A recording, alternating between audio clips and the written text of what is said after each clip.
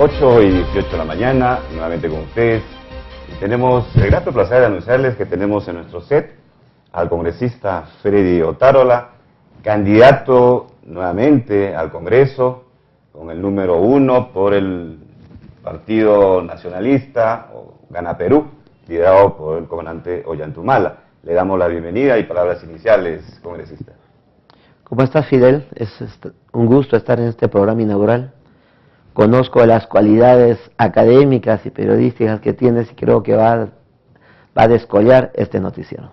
Muchas gracias por tus palabras. Entonces vamos de lleno. ¿Cómo va la campaña? ¿Qué acciones se está realizando? Con mucho optimismo en el recorrido que hemos hecho con Ollanta por todo el Callejón de Huaylas, el Valle de los Conchucos, hemos sentido el afecto popular. Recuerdo que este es el único candidato que ha ido por la Sierra Profunda, no ha ido nadie más. Keiko Fujimori tuvo que postergar, cancelar su visita porque no tuvo gente. Ollanta ha hecho meeting en casi todas las provincias de Ancash, y todas ellas concurridas. Por eso cuando me preguntaban sobre las encuestas, yo decía, perfecto, son una guía, pero un hecho vale más que 1000 encuestas. Vamos a hablar de las encuestas también. Entonces, el calor popular es fuerte para Gana Perú, y creo que nosotros somos la primera opción, al menos en la región. Congresista Otárola, usted es congresista actualmente y no podemos negar que el Congreso de la República es una institución que en los últimos tiempos se ha desacreditado y que tiene un alto nivel de rechazo de la población. ¿Qué hacer para revertir esta situación? ¿Qué propone usted para hacer un Congreso que legisle y no un Congreso que se caracterice por escándalos o por situaciones mediáticas que dañan no solamente su prestigio, sino también la institucionalidad democrática en el país? Creo que ha sido muy benigno adjetivizando al Congreso. Mi posición es peor. Es un Congreso plagado por la corrupción, en la que existe el mercado y la compra-venta de congresistas, y en el que obviamente no solo no ha contribuido a combatir la corrupción, sino que ha protegido a la corrupción. ¿Pero qué hacer para revertir esa situación? Pero miremos primero brevemente. Hay un congresista ancashino en la cárcel, pero la pita se rompió por el lado más débil, ¿no? Por el lado más débil. El congresista Jorge del Castillo, con todos sus faenones, orondo y lirondo por la calle. El congresista Carlos Raffo, citado para la lectura de sentencia por el Poder Judicial. Dicen que le están pidiendo 15 años, que están sentenciando a 15 años. El Congreso se ha negado a darle inmunidad. El congresista Walter Menchola, de las filas de Solidaridad Nacional, el secretario general, contrató a su amante al Congreso. Peor que Lorelsa Canchaya y de Tula Benítez, porque no solo era una trabajadora fantasma, sino además tenía vínculos sentimentales. Pidió perdón y lo suspendieron 3 meses y punto. ¿Qué hacer? Exactamente, esa es la pregunta. ¿Qué hacer? Pues va dentro de nuestro programa de lucha férrea contra la corrupción. 1, que el curul no pertenezca al congresista, sino al partido. Con eso evitamos los congresistas tránsfugas y que se vendan. Es decir, el congresista, cualquiera sea su línea, yo respeto a quien mantiene su línea ideológica, como yo lo he hecho en el Congreso. El congresista, que como saltaperico pasa de una bancada a otra, inmediatamente debe ser reemplazado por su accesitario del partido político. 2, la revocatoria de la función congresal. Y 3, lo que es fundamental, ¿no? Lo que es fundamental es la imprescriptibilidad de los delitos cometidos por funcionarios públicos. ¿Por qué? Congresista con inmunidad. El presidente no puede ser constitucionalmente denunciado mientras dure su ejercicio. Los ministros protegidos por el presidente. Termina su gobierno, han cometido actos de corrupción, se fugan a Francia, como lo hizo García, o a Japón, como lo hizo Fujimori, y después vuelve incluso pretendiendo candidatear y ganar la presidencia. ¿Por qué? Porque su delito prescribió. Cuando un funcionario público comete delito, le está robando un pan a un niño pobre. Se está muriendo un enfermo pobre porque no tuvo medicinas o médico o hospital por culpa de ese funcionario ladrón. Pero no cree... Entonces, Mira el daño que se está haciendo. Claro. Por eso, además de la imprescriptibilidad de los delitos cometidos por funcionarios públicos, inhabilitación de por vida para cumplir una función pública. ¿No cree usted, congresista, que no sería de repente necesaria todas estas normas, porque tenemos que ir a una modificación constitucional, una reforma constitucional, si existiera institucionalidad democrática en el país, es decir, si existieran realmente partidos políticos democráticos, abiertos, plurales, y que sean los medios a través de los cuales la población se pronuncie, y que también sepan cautelar, digamos, los intereses nacionales y evitar ese transfugismo, es decir, ir a una institucionalización democrática y no que cada proceso electoral se genere nuevos movimientos políticos? Yo creo que sí, yo creo que una democracia sólida depende de partidos políticos sólidos, que no los hay en el Perú. Pero déjame contarte algo. El Congreso, por ejemplo, esa falta de institucionalidad, tiene dos órganos de control: la Comisión de Fiscalización y la Subcomisión de Acusaciones Constitucionales, la que procesa a los altos funcionarios públicos, ministros, viceministros y titulares de pliego. Siempre el APRA lo manejó en alianza con el fujimorismo. Ellos decían que no, eso lo presidía UPP. Y en efecto, siempre lo presidió UPP. Pero eran topos, pues tránsfugas. Ex aliados suyos. No, obviamente. Entonces nosotros lo llevamos porque a Ollanta le negaron la inscripción, pero el APRA y el fujimorismo lo recogió. Y mira, y siempre el fujimorismo, todo el mundo decía eso, democráticamente lo han dejado a la oposición. Hoy día preside la Comisión de Fiscalización el congresista Vega, de UPP, candidato por Solidaridad Nacional por el señor Castañeda a Lima. Que está siendo investigado por el tema del Comunicore. Así es, y él presidía esa comisión. Pues el APRA se lo puso en bandeja. La congresista Beteta preside la Subcomisión de Acusaciones Constitucionales, hoy candidata por el número 1 por el fujimorismo, por Huánuco y vinculada con escándalos de narcotráfico. Mira, pues, ¿qué podemos esperar de este Congreso? Bueno, que ha avalado, ha protegido la corrupción. Nosotros dimos dura batalla, hemos tenido 7 congresistas suspendidos. Y obviamente, lo que tú tienes razón es, hay que institucionalizar la democracia y los partidos. Y para eso se requieren partidos sólidos. Obviamente que sí. Obviamente, congresista. Bueno, pasemos a sus propuestas. Si nos puede contar un poco, o contarnos cuáles serían sus 3 propuestas principales en esta campaña electoral. ¿Qué le ofrece usted a la ciudadanía? Lo primero, una asamblea constituyente. Tenemos que cambiar esta constitución que nació de un golpe de Estado y fue validada por un referéndum manipulado por Laimiro Montesinos. ¿Para qué?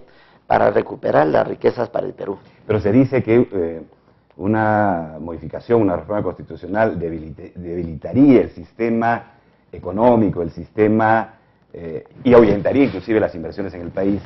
No es así. ¿Ese escenario es posible? No es así. A ver, ¿cómo entran hoy día las inversiones al Perú? Por la habitación de un hotel, en la que Jorge del Castillo se reúne con inversionistas, por Palacio de Gobierno. Tú y yo postulamos a una obra en el Perú. Yo conversé con el presidente.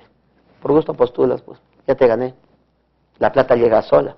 Entonces lo que nosotros queremos es que venga el capital decente y que no conozca ni converse ni con el presidente ni con los ministros hasta que haya ganado el derecho a invertir en el Perú a través de un proinversión, cualquiera sea el nombre, autónoma, independiente y honesta. ¿Y por qué? Volviendo al tema, modificar la Constitución. A ver, la onza de oro en el mercado internacional, $1.370. Nos dejan $70. ¿No? No podemos aplicarle impuesto a las sobreganancias porque la Constitución actual no nos los permite. Hillary Clinton, en Estados Unidos, cuando se disparó el petróleo, anunció que iba a aplicar impuesto a las sobreganancias. Le dijeron que tenían contratos. Y Clinton dijo, esos contratos se habían firmado en otras circunstancias, en otra realidad, y ella tenía que proteger los intereses de su país. No lo aplicaron, es cierto, porque nuevamente cayó considerablemente el precio del petróleo. Y bien, entonces, no es justo, pues no es justo que Antamina vaya a aumentar su producción en un 40%, es decir, sus ganancias en un 40%, y lo esté haciendo esa su reinversión, no con plata de ellos, pues ya ganaron más de 7.000 millones ¿no? Si no lo esté haciendo con plata de los peruanos y de los ancachinos, pues no va a pagar canon y ahí va a agarrar el dinero para invertir. Para que esa propuesta sea viable, el nacionalismo tendría que tener una fuerza importante en el Congreso y, de acuerdo a las encuestas, no ocurriría así. Tendría que haber consensos, tendría que haber diálogo. Entonces es una tarea muy fuerte. Así es. Y la viabilidad todavía podría estar en discusión de una... Pero nuestro proyecto es recuperar las riquezas para el Perú. El gas, casi 40 soles aquí, y es el gas de petróleo. Y el equivalente energético a un balón de gas de petróleo, del gas natural que nosotros tenemos, ¿sabes a cuánto lo estamos vendiendo? A $1.20 al extranjero.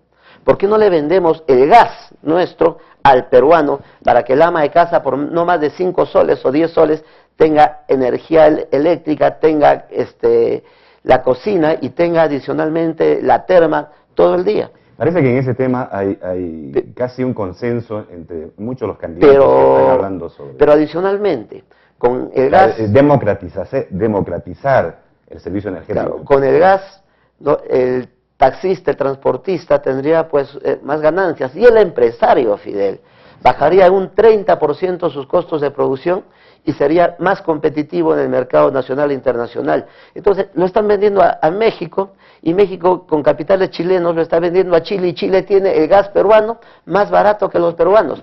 Nosotros planteamos recuperar los lotes 55 y 88 solo para el consumo interno. En efecto, los candidatos han salido a decir queremos el gas para los peruanos, pero cuando hemos planteado el proyecto de ley, sus partidos, Solidaridad Nacional, los fujimoristas, los toledistas, todos han votado en contra. Entonces, al final, el beneficiado sería el usuario final, ¿no es cierto? Así es. Ahora, todo eso nos lleva al tema de la corrupción.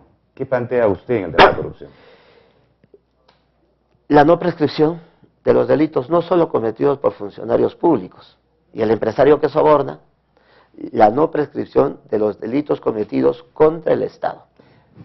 Bueno, hay una corriente ya muy difundida, digamos, creo que a nivel internacional, de ampliar, por ejemplo, la figura de los delitos contra la función pública hacia particulares.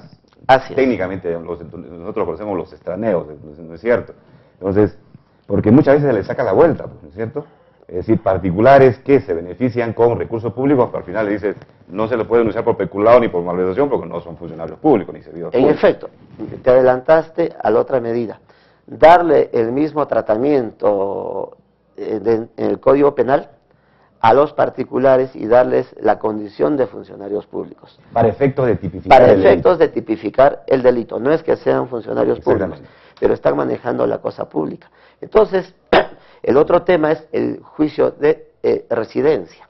Que el presidente de la República señale domicilio en el Perú hasta 5 años después de ejercido su mandato constitucional, para que incluso pueda ser sentenciado en ausencia. Si se fuga, pues, y no viene, tiene que ser sentenciado en ausencia. ¿Qué pasa, Fidel? Si en una casa el papá es corrupto, es ladrón, ¿cómo le dice a su hijo no robes? Si aquí los grandes delitos, la corrupción viene desde el Palacio de Gobierno, viene desde los ministros, desde el Congreso, ¿cómo controlamos a los gobiernos regionales y municipales? Aquí lo que Ollanta propone es lucha a muerte contra la corrupción desde Palacio de Gobierno.